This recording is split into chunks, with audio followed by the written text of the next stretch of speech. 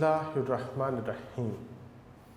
عزیز طلبہ و طالبات، آپ سب کو میری جانب سے السلام علیکم۔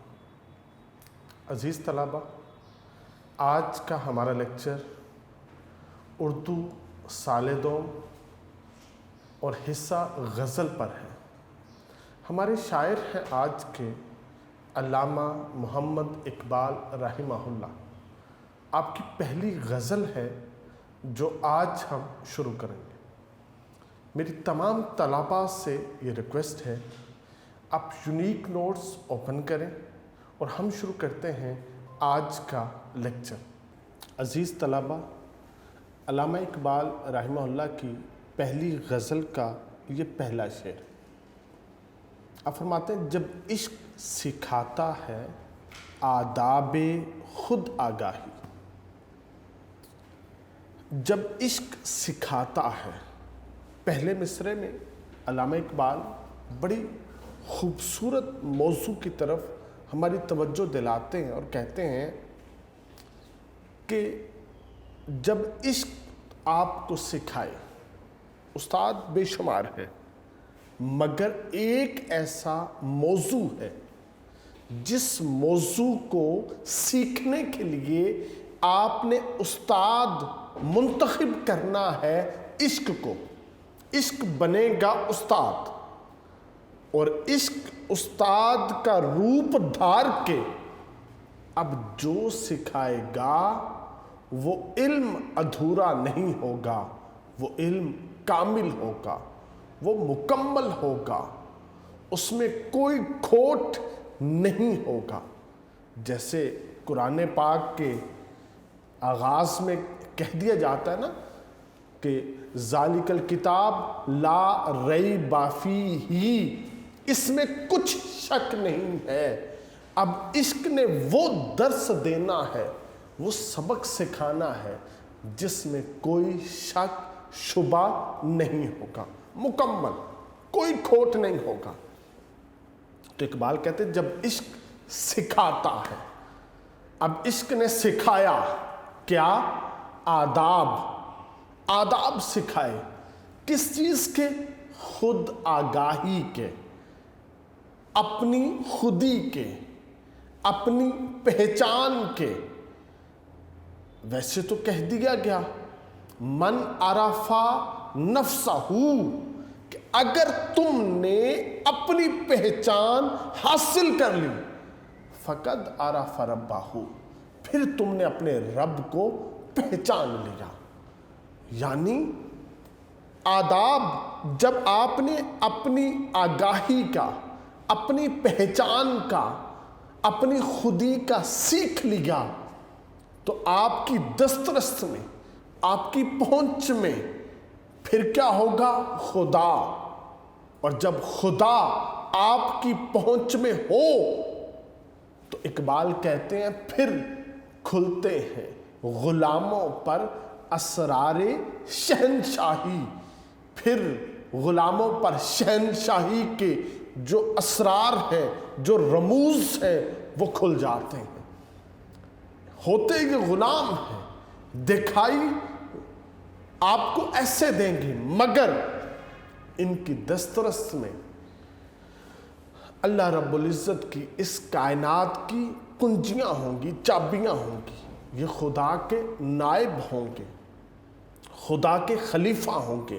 خدا جس کو اپنا نائب بنا دے، اللہ پھر اس کو اختیارات دیتا ہے۔ اللہ کسی کو زبانی اپنا خلیفہ نہیں بناتا۔ اللہ جس کو اپنا خلیفہ بناتا ہے اس کو اختیارات دیتا ہے۔ تو جب عشق نے آداب سکھائے خود آگاہی کے، تو کیا ہوا؟ غلام جو ہیں وہ نیابت الہی میں چلے گئے، انہوں نے جو خلافت الہی ہے اس کی دستار پہن لی ہے۔ اب وہ دستار پہن کے خلافت الہی کے اللہ رب العزت کے وہ خلیفہ ہیں جن کے پاس اختیارات ہیں۔ پھر جیسے عمر نبی کو مشورہ دیتا ہے، خدا ویسی قرآن کی آیات نازل کرتا ہے۔ پھر جیسے جیسے خدا کا یہ خلیفہ، خدا کا یہ نائب خدا کو مشورہ دیتا ہے، خدا پھر اپنی کائنات پر ویسا ہی معاملہ کر دیتا ہے۔ تو عزیز طلبہ، یہ بہت بڑا موضوع ہے جس کی طرف اقبال نے ہماری توجہ دلائی ہے۔ اس شعر میں اقبال کہتے ہیں جو خودی ہے نا، خودی یہ اتنی پاورفل ہے، یہ غلاموں کو پل بھر میں بادشاہ بنا دیتی ہے۔ اقبال کہتے ہیں مسلمان اگر اپنے آپ کو سنوارنا چاہتا ہے، اپنے آپ کو نکھارنا چاہتا ہے، اگر ایسے علم سے اپنے آپ کو مزین کرنا چاہتا ہے جو اس کی ہاتھ میں کائنات کی لگامیں تھما دے، تو اسے خودی کے نظریے پر عمل کرنا ہوگا۔ عزیز طلبہ، اقبال کہتے ہیں جو خودی ہے وہ غرور کا نام نہیں ہے، وہ تکبر کا نام نہیں ہے، بلکہ اپنی ذات میں غور و فکر کے بعد اپنے آپ کو آگہی کی منزلوں تک پہنچانا، اپنے آپ کو خدا آگاہی تک پہنچانا، اس کا نام خودی ہے۔ تو عزیز طلبہ، علامہ اقبال نے خودی کے 3 مرحلے جو ہے نا وہ بتائے ہیں کہ خودی کی تکمیل ان 3 مراحل میں ہوگی۔ پہلا ہے اطاعت کا، دوسرا ہے ضبط نفس کا، تیسرا ہے نیابت الہی کا۔ اگر تم اس راہ کے مسافر بنتے ہو تو اقبال کہتے ہیں کہ سب سے پہلے تمہیں اطاعت میں پورا اترنا ہوگا۔ جب تمہاری اطاعت پوری ہو جائے گی، یعنی جو خدا نے کہا صرف تم نے وہ کیا، جس سے خدا نے روکا تم اس سے رک گئے، یہ اطاعت کا نام ہے۔ پھر ضبط نفس ہے کہ تمہارا اپنی ذات کے اوپر کنٹرول ہو، اپنی ذات کے اوپر۔ حضرت عثمان غنی کی بارگاہ میں نبی پاک علیہ الصلوۃ والسلام نے ایک سوالی کو بھیجا، دستک دیتے وہ سوالی تو اندر سے آواز آ رہی تھی، عثمان غنی اپنی زوجہ محترمہ سے کہہ رہے تھے ایک دیا روشن کیا کرو، اس سے اتنا اجالا ہو جاتا ہے ہمیں کمرے کی ہر چیز نظر آتی ہے، تم دوسرا دیا روشن مت کیا کرو۔ اس سوالی نے سوچا کہ عثمان جس کے پاس نبی پاک نے مجھے بھیجا ہے اس کا تو یہ معاملہ ہے، مجھے اس کی بارگاہ سے کیا ملے گا۔ بہرحال جب دروازہ کھلتا ہے، عثمان غنی باہر تشریف لاتے ہیں، وہ شخص بتاتا ہے کہ نبی پاک نے مجھے بھیجا ہے، میری 2 بیٹیوں کی شادی ہے، آپ کے پاس سوالی بن کے آیا ہوں۔ آپ اندر تشریف لے جاتے ہیں، 2 اشرفیوں کی تھیلیاں لاتے ہیں، اس کے ہاتھوں پہ رکھ دیتے ہیں۔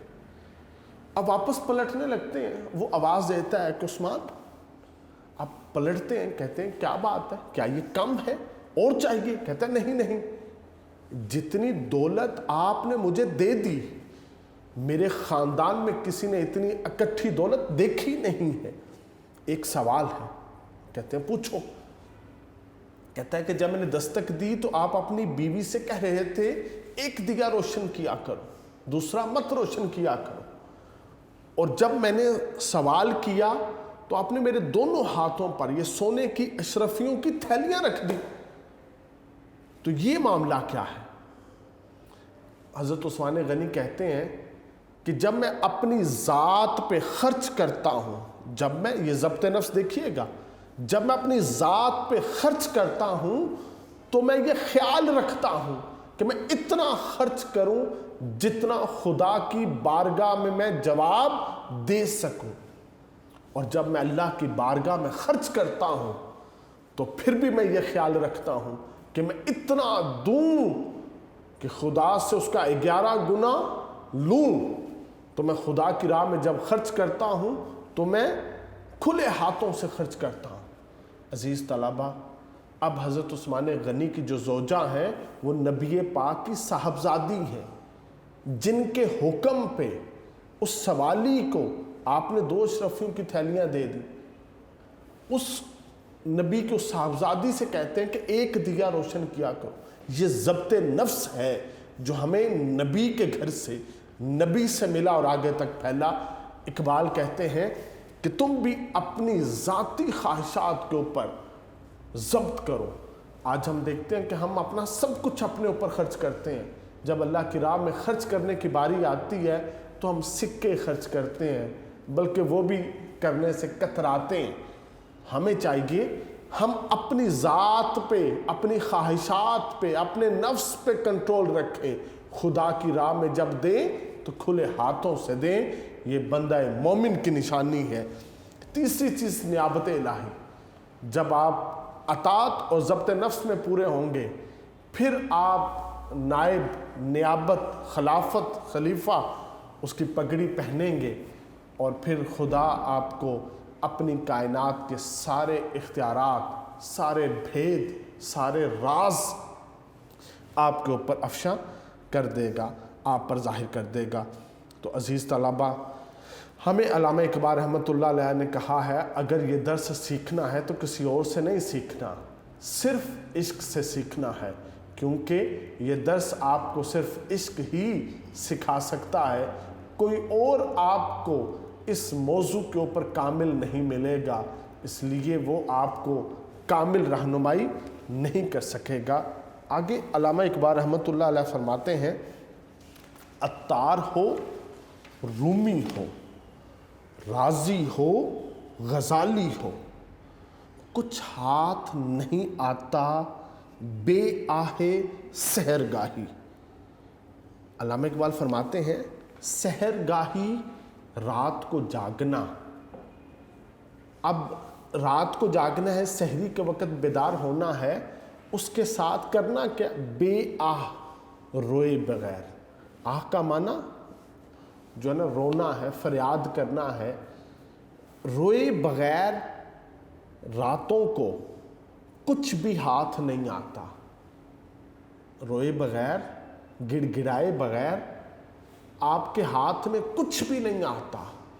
جو آتا ہے وہ اسی کیفیت سے آتا ہے، چاہے عطار کو ملا، چاہے رومی کو ملا، چاہے رازی غزالی کو ملا، وہ سحری کے وقت خدا کی بارگاہ میں آہ و زاری کرنے سے یہ بڑا مقام ملا ہے۔ یعنی علامہ اقبال رحمۃ اللہ علیہ کہتے ہیں عشق کے بغیر علم ایسا لفظ ہے جو بے معنی ہے۔ عشق کے بغیر جو علم ہے وہ ایسا پھول ہے جس کی کوئی خوشبو نہیں ہے۔ لہٰذا صوفی ہو چاہے فلسفی ہو، تہجد کے لمحوں کو آہوزاری، نالہ و فریاد سے آباد کیے بغیر عرفان حق کی اس کو دولت نصیب نہیں ہوتی۔ عطار اور رومی یہ دونوں صوفیت میں بہت بلند مقام رکھتے ہیں۔ جو عطار ہے خواجہ فرید الدین عطار، آپ تصوف میں بڑا بلند مقام رکھتے ہیں، اور رومی مولانا جلال الدین رومی، آپ کی جو مثنوی ہے اسے فارسی زبان کا قرآن کہا جاتا ہے، اور علامہ اقبال تو مولانا روم کو اپنا معنوی استاد گردانتے ہیں۔ یہ جو بلند مقام مولانا روم کو ملا، پھر مولانا رازی، فخر الدین رازی، بڑی مشہور و معروف تفسیر کبیر آپ کی ہے، پھر مولانا غزالی احیاء العلوم جیسی آپ نے منطق اور فلسفہ کی بڑی خوبصورت کتاب لکھی۔ یہ دونوں بڑے فلسفی، قرآن پاک کے مفسر، اور پہلے دونوں بہت بڑے صوفی، اقبال نے ان کا ذکر کر کے کہا ہے کہ یہ جو بڑے نام ہیں جو آج زندہ ہیں، ان کو یہ بلند مقام کیسے حاصل ہوا، آؤ وہ راز میں تم کو بتاتا ہوں۔ وہ راز کیا ہے؟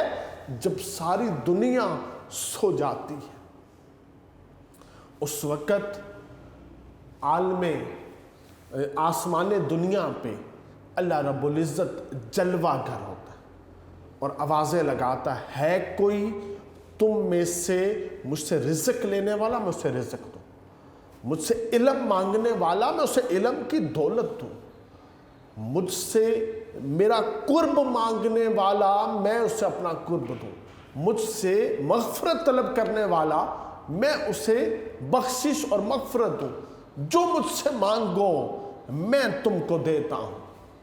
تو اس وقت جو انسان اپنے گرم لحاف کو ایک طرف رکھ دے، وہ وضو کرے اور مصلی پہ آ جائے، خدا کی بارگاہ میں یوں حاضر ہو کہ اس کے آنسوؤں کی جھڑی لگی ہو، اپنے گناہوں پہ ندامت ہو، اپنے انکساری کے اظہار کر رہا ہو اور خدا کی بارگاہ میں اپنے دامن کو پھیلا رکھا ہو، اور اس وقت خدا آسمان دنیا پہ صدا لگا رہا ہے، یہاں سے جو مانگ رہا ہے، جو دامن پھیلا رہا ہے، خدا اس کے دامن کو پھر اپنی ان نعمتوں سے لبریز کر دے گا، بھر دے گا۔ پھر چاہے کوئی ہو اسے عطار بنا دے گا، پھر کوئی ہو وہ مولانا روم بنے گا، پھر رازی اور غزالی اس کائنات میں جلوہ فرما ہوں گے۔ لہٰذا اس وقت سحری کے وقت اور جب آدھی رات گزر جاتی ہے، بستر چھوڑنا بہت مشکل کام ہے۔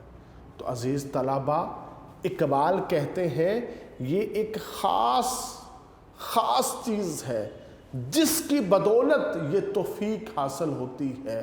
وہ جو پہلے شعر میں کہا تھا نا، جب عشق سکھاتا ہے، یعنی جب اس بندے میں عشق ہوگا، اس عشق کی وجہ سے، اس کی بدولت اس کو اپنے بستر پہ بے قراری نصیب ہوگی، اس کو تڑپ نصیب ہوگی، اس کو بے سکونی نصیب ہوگی۔ وہ اس بے سکونی کے سبب اٹھے گا، وضو کرے گا، مصلی پہ جو ہی آئے گا اسے قرار آئے گا، اسے سکون آئے گا، کیونکہ اب وہ خالق کائنات کی بارگاہ میں ہے، خدا کی بارگاہ میں، اس کے کٹہرے میں ہے، اس کے سامنے حاضر ہے۔ تو بستر وہ چھوڑے گا جس کے پاس عشق ہوگا۔ مرد خدا کا عمل عشق سے صاحب فروغ، عشق ہے اصل حیات، موت ہے اس پر حرام۔ تو عزیز طلبہ، علامہ اقبال رحمۃ اللہ علیہ تیسرے شعر میں کہتے ہیں نومید نہ ہو ان سے اے رہبر فرزانہ، کم کوش تو ہیں لیکن بے ذوق نہیں راہی۔ بڑا خوبصورت اقبال اس میں قائد اعظم رحمۃ اللہ علیہ کو مخاطب کرتے ہیں، کہتے ہیں نومید نہ ہو، نا امید نہیں ہونا، مایوس نہیں ہونا۔ اسلام کے اندر مایوسی حرام ہے، کفر ہے۔ اقبال کہتے ہیں نومید نہ ہو ان سے، یہ جو اس وقت جو لوگ موجود ہیں، جو امت موجود ہے، جو مسلمانوں کا ایک گروہ موجود ہے، ان سے اقبال کہتے ہیں نا امید مت ہو اے رہبر فرزانہ۔ اقبال کے لیے، اقبال نے قائد کے لیے جو لفظ استعمال کیا نا وہ رہبر فرزانہ کا ہے۔ شاید قائد اعظم کا معنی چھوٹا ہو، رہبر فرزانہ کا معنی اتنا بڑا، وہ قائد اعظم کے لفظ سے بھی اس کا معنی بڑا۔ بیٹا دو چیزیں ہوتی ہیں، ایک ہوتا ہے دیوانہ، ایک ہوتا ہے فرزانہ۔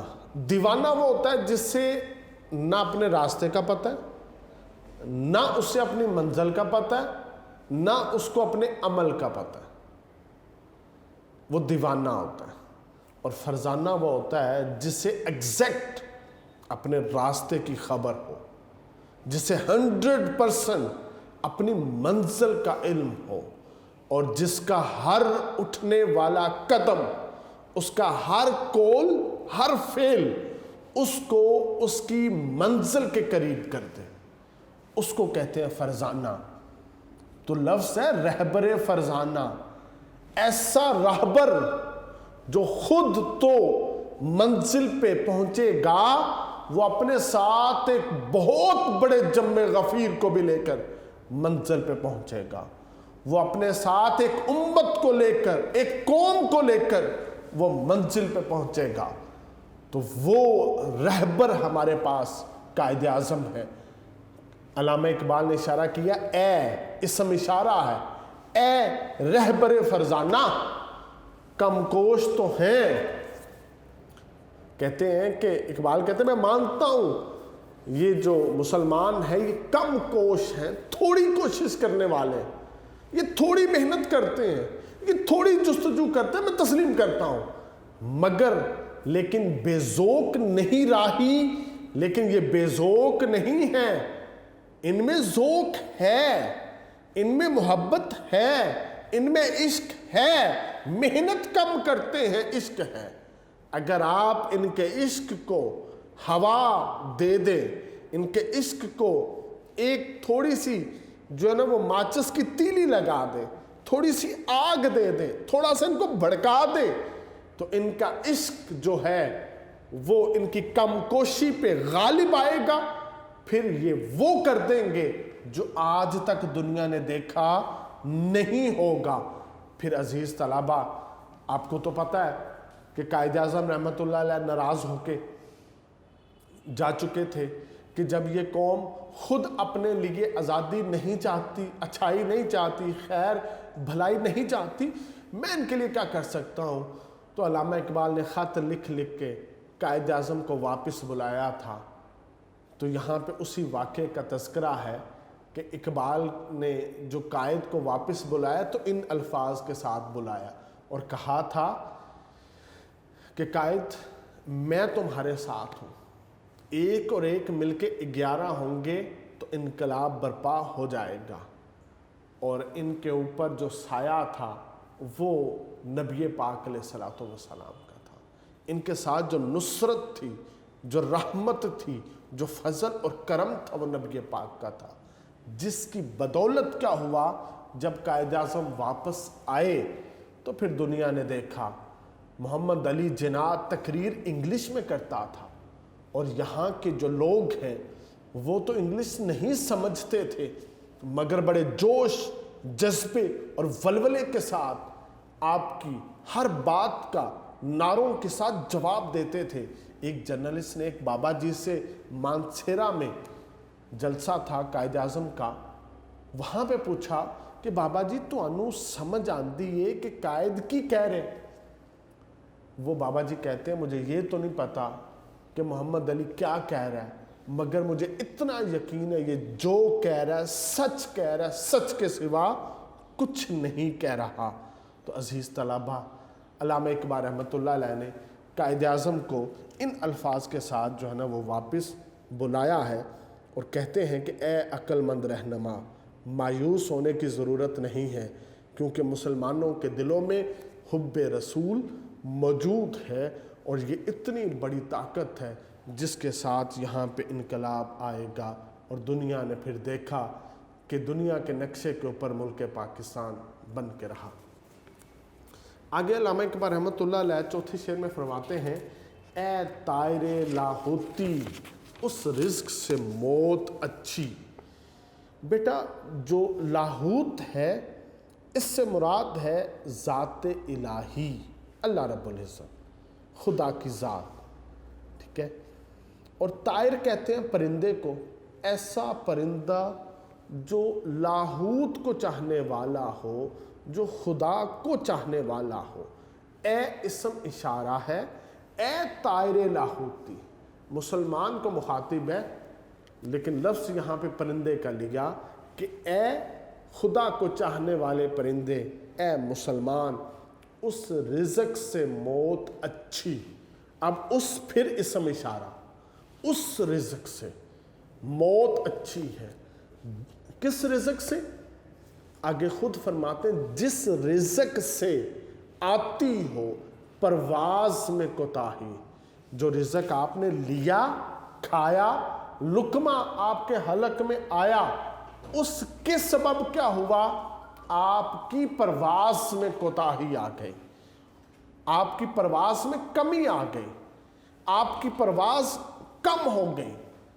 تو پھر سمجھانا کیا تھا؟ وہ یہ، اگر آپ 20 سال 18 سال 22 سال 25 سال کی عمر گزار چکے ہیں اور اب اس لمحے میں اگر آپ کی ڈیتھ ہو جاتی ہے تو واقعہ کیا ہے کہ آپ نے اپنی اس عمر میں حرام کا لقمہ کھایا ہی نہیں، جس کی وجہ سے آپ کی پچھلی ساری زندگی غارت چلی جاتی، ختم ہو جاتی۔ جب آپ نے 25 سال کی عمر میں حرام کا لقمہ کھا لیا اور آگے زندگی بھی نصیب ہو گئی، تو اب جب آپ خدا کے کٹہرے میں آئیں گے تو اس حرام کے لقمے کا آپ کو خدا کی بارگاہ میں جواب دہ ہونا پڑے گا۔ اس سے پہلے زندگی انتہائی پاک، اور یہاں پہ آپ نیچے گر گئے، اب خدا کے غضب کا شکار ہو جائیں گے، خدا کے سوالات کا سامنا کرنا پڑے گا، خدا کا شکنجہ بڑا سخت ہے۔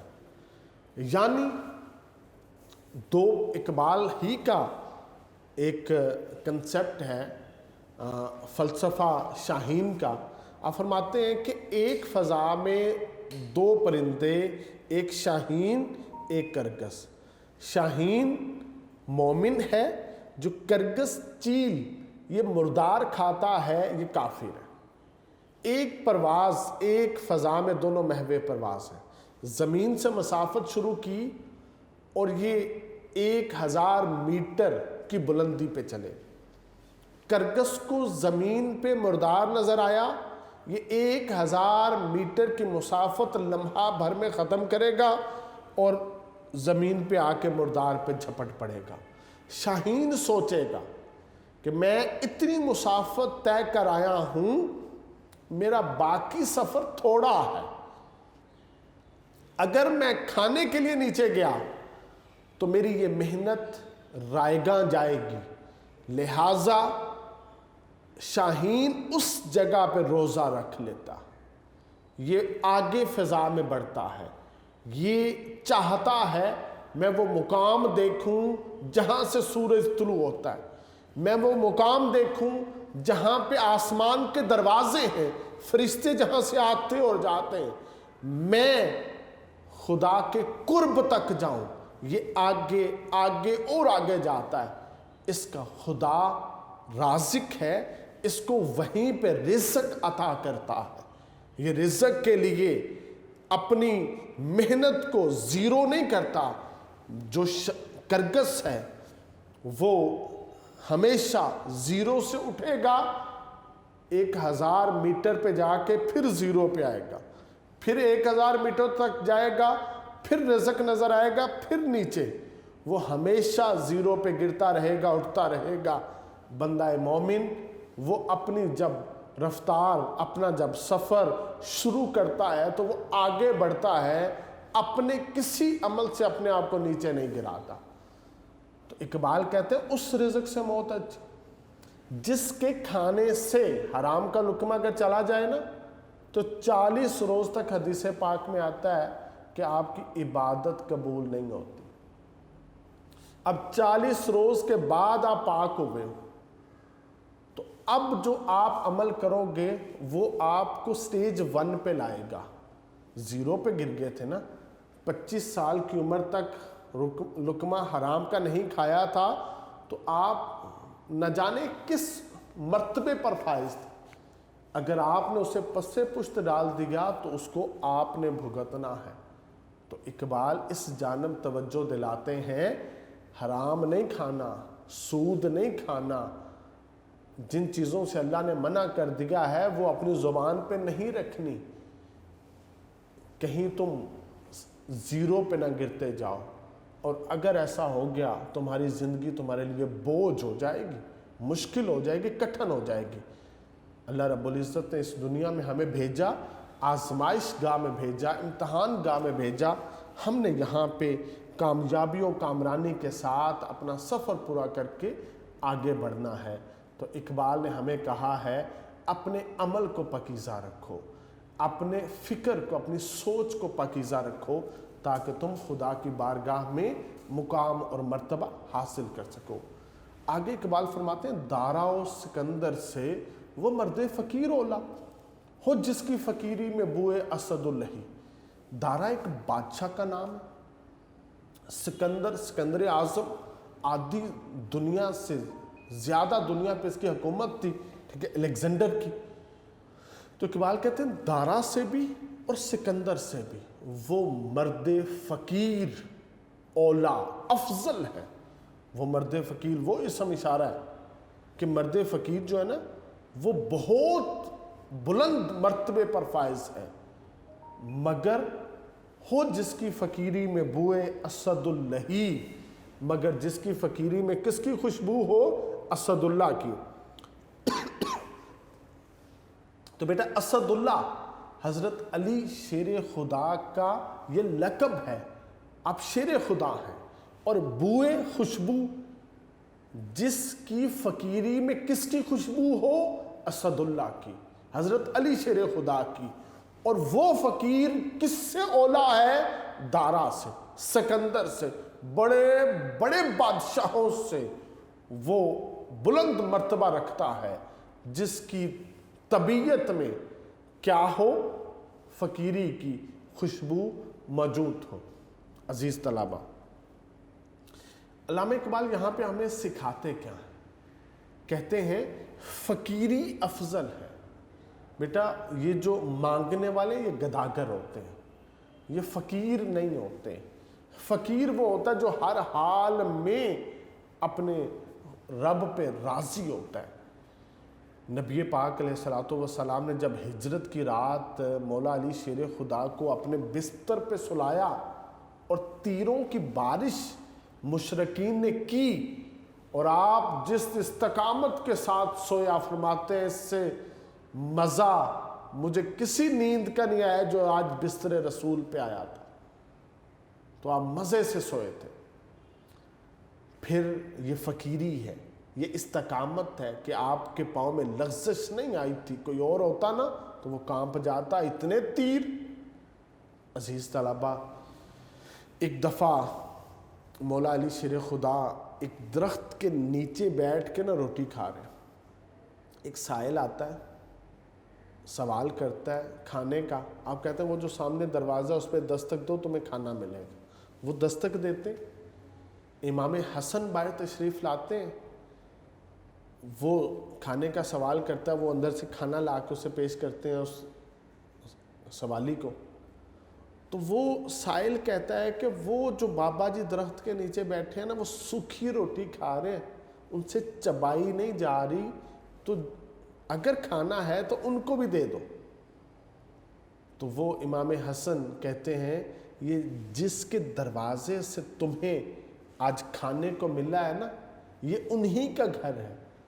وہ لوگوں کو تازہ اچھا کھلاتے ہیں اور خود وہ کھاتے ہیں جو بچ جاتا ہے، رہ جاتا ہے، جو ٹکڑے ہوتے ہیں۔ تو بیٹا فقیر ہمیشہ سب کو کھلاتا ہے، آخر میں خود جو بچ جاتا ہے، جو ٹکڑے رہ جاتے ہیں، وہ اس پہ کھا کے خدا کا شکر ادا کرتا ہے۔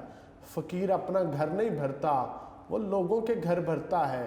یہ بادشاہوں کی مثال فقیر کے ساتھ اقبال نے اس لیے دی ہے، جو بادشاہ ہیں اگر ان کے ساتھ دوستیاں رکھو گے تو بادشاہوں نے تم سے بھی سب کچھ لے لینا ہے اور اپنا ہی گھر بھرنا ہے۔ اگر فقیروں کے ساتھ دوستیاں رکھو گے تو پھر کیا ہوگا؟ فقیر تمہارے دامن کو بھرتے رہیں گے۔ اگر تم خود فقیر بن جاؤ گے تو پھر تم زمانے کو کھلاؤ گے، लोगों को खिलाओगे, लोगों के दामन भरते रहोगे। तो अजीज़ तलबा, अल्लामा इकबाल रहमतुल्लाह अलैह अगले शेर में फरमाते हैं, आईने जवां मर्दा हक गोइयो बेबाकी, अल्लाह के शेरों को आती नहीं रोबाही। फरमाते हैं आईने जवां मर्दा, जवां मर्दों के जो आइन हैं, इकबाल कहते हैं आओ मैं तुझको सिखाता हूं। वो क्या है? हक गोई, सच कहना, सिर्फ सच, हक गोई, सदाकत, बेबाकी, उनमें कोई खौफ नहीं है। जो मर्द मोमिन है वो तो अल्लाह का शेर है, और जो बहादुर वो होता है जो कभी झूठ ना बोले, हमेशा सच बोले, उसके अंदर में खौफ ना हो, वो मकारियां ना करे, वो चलाकियां ना करे, वो चालबाजियां ना करे, वो लोमड़ी की चाल मत चले। मोमिन तो हमेशा सीधा साधा। तो कहते हैं ये जवां मर्दों का आइन है, वो इधर भी सच बोलते हैं, उधर भी सच बोलते हैं, वो सच छुपाने वाले नहीं होते, क्योंकि जो अल्लाह के शेर हैं उनका अंदाज़े ज़िंदगी सिर्फ यही है। वो क्या है? वो कि इनको लूमड़ी की चाल चलना नहीं आती, इनको मसलतें इख्तियार करना नहीं आती, ये जो अपनी बात से जो फिरने वाले नहीं होते। यानी मर्द मोमिन सब कुछ हो सकता है, बुज़दिल नहीं हो सकता। मर्द मोमिन जो है ये अला इन्ना औलिया अल्लाह ला खौफुन अलैहिम वला हुम यहज़नुन, कुरान में अल्लाह ने डिक्लेयर कर दिया है इन्हें कोई खौफ नहीं होता। तो अजीज़ तलबा, अल्लाह रब्बुल इज़्ज़त ने बंदा मोमिन की जो ज़िंदगी के औसाफ रखे हैं, इकबाल ने यहाँ पे हमें वो सिखाने की कोशिश की है कि मोमिन वो है ना वो किसी को धोखा देता है, ना वो खुद किसी से धोखा खाता है। मोमिन वो है जो हर जगह पे कलमा हक कहता है, और जालिम हुक्मरान के सामने तो कलमा हक कहना सबसे बड़ा जहाद है। वो वहाँ पे जाके चलाकियाँ और मकारियाँ नहीं दिखाता, वो किसी जगह पे घबराता नहीं है, वो एक ही राह इख्तियार करता है जिस राह के ऊपर क्या है, सिर्फ और सिर्फ खुदा की जो मोहब्बत है, जो खुदा की बारगाह में इज़्ज़त है, जो खुदा की बारगाह में मर्तबा है, वो ही हासिल हो जाता है। और ये ऐसा सबक है जो हमें दुनिया के बाज़ारों से नहीं मिल सकता। अज़ीज़ तलबा, आज का हमारी जो पहला लेक्चर था अल्लामा इकबाल की पहली गज़ल का, वो इख्तिताम पज़ीर होता है। आप तलबा से मेरी ये गुजारिश है कि इकबाल की ये गज़ल सिर्फ याद नहीं करना, बल्कि इसको अपने अमल का ज़रूर हिस्सा बनाएं। अल्लाह आप सबका हामी व नासिर हो। वस्सलाम।